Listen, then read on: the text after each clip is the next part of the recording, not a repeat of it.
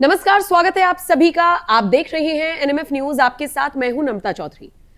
महाराष्ट्र में जय श्री राम नहीं चलेगा, जय महाराष्ट्र चलेगा, यह बयान दिया है शिवसेना यूबीटी के नेता उद्धव ठाकरे के सबसे करीबी माने जाने वाले संजय राउत ने।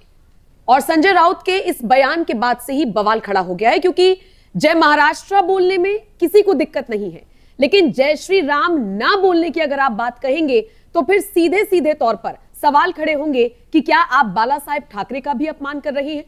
वो बाला साहेब ठाकरे जिन्होंने राम मंदिर आंदोलन में हिस्सा लिया, उस वक्त भी हिंदुओं की मदद की, डंके की चोट पर राम मंदिर के लिए एक जंग लड़ी, वही शिवसेना आज कहां जा रही है, किस रास्ते पर चल रही है। क्या हिंदुओं से इतनी नफरत हो गई है कि अब सिर्फ महज कुछ चुनाव जीतने के लिए, चुनावी राजनीति करने के लिए आप सीधा हिंदुओं को टारगेट करेंगे, आप बाला साहेब ठाकरे को अपमानित करेंगे और आप कहेंगे कि महाराष्ट्र में रहना है तो नारा चलेगा जय महाराष्ट्र, जय श्री राम नहीं चलेगा। संजय राउत ने क्या कुछ कहा है, आइए पहले सुन लीजिए। आज किसी ने कहा है कि मुंबई में सिर्फ जय श्री राम का नारा चलेगा। हम मानते हैं मुंबई में जय महाराष्ट्र का नारा चलेगा। यहां नारा चलेगा तो जय महाराष्ट्र, जय भवानी, जय शिवाजी, ये नारा मुंबई में चलेगा। समझा? जय महाराष्ट्र, जय भवानी, जय शिवाजी, उन्होंने कहा यह नारा चलेगा, जय श्री राम नहीं चलेगा। संजय राउत का यह बयान ऐसे वक्त में आया जब बीएमसी के चुनाव होने हैं। 15 जनवरी ये तारीख मुकर्रर की गई है। 15 जनवरी को चुनाव होगा और 16 जनवरी को नतीजे आ जाएंगे। इस बीच संजय राउत से सवाल पूछा गया कि नरेंद्र मोदी या फिर और तमाम नेता मुंबई में आके प्रचार प्रसार करेंगे, जिसके जवाब में उन्होंने कहा कि यहां पर ये सारी चीजें नहीं चलेंगी, यानी ये जो हिंदुत्व वाली पॉलिटिक्स है यहां पर नहीं चलेगी।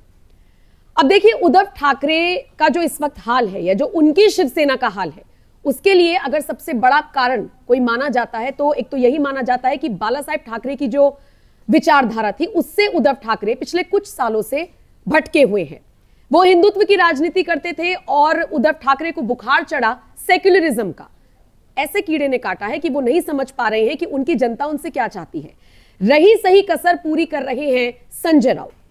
कहा जाता है कि संजय राउत वो इकलौते नेता हैं जिन्होंने उद्धव ठाकरे को हराने और शिवसेना यूबीटी को गिराने में सबसे अहम भूमिका निभाई है। और शायद यही बड़बोलापन है जो शिवसेना यूबीटी को दिन पर दिन गर्त में लेकर जा रहा है। मुख्य तौर पर विपक्षी पार्टी भी उद्धव ठाकरे की पार्टी बन नहीं पाई थी। अभी जब प्रचंड बहुमत महायुति को मिला था महाराष्ट्र विधानसभा चुनावों में, हम सब ने देखा महाराष्ट्र की जनता ने अपना फैसला सुनाते हुए, महायुति के साथ आते हुए ये मैसेज देने की कोशिश की कि जो हिंदुत्व की राजनीति करेगा, जो बाला साहेब ठाकरे की विचारधारा को बढ़ाएगा, हम उसके साथ हैं। और इसीलिए चुना गया देवेंद्र फडणवीस को। बहरहाल बात अगर वापस से संजय राउत की करें तो संजय राउत का जानते हैं और क्या कुछ कहना था। उन्होंने कहा कि मुंबई में केवल जय श्री राम का नारा काम नहीं करेगा, यहां पर केवल जय महाराष्ट्र, जय भवानी, जय शिवाजी चलेगा।